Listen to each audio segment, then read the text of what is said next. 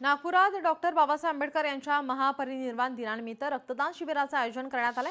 नागपूरच्या पवित्र दीक्षाभूमी येथे शिबिराचं आयोजन करण्यात आलं आहे। विद्यार्थी, शिक्षक आणि विद्यालयीन कर्मचारी शिबिरात सहभागी झाले आहेत। याचाच आढावा घेतला आहे आमचे प्रतिनिधी ज्ञानेश्वर पवार यांनी।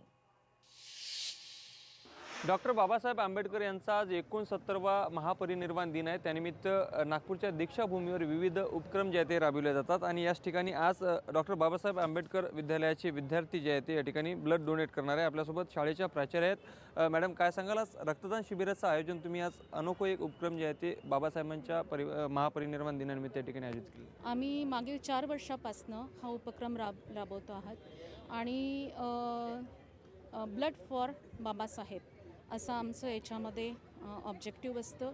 कारण की रक्त हे अशी गोष्ट आहे की जे आपण नुसतं ह्युमन बॉडीज निर्माण करू शकते, बाकी सगळं आपण काही करू शकतो आर्टिफिशियली, पण ते एक माणूसच देऊ शकतो।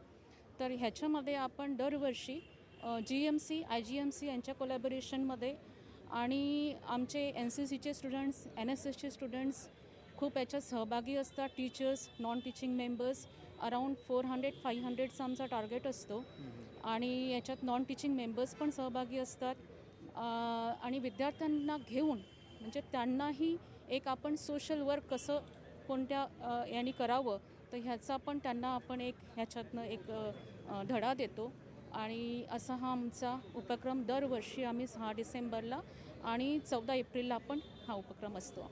लोकशाही मराठीकरता मी ज्ञानेश्वर पवार, नागपूर।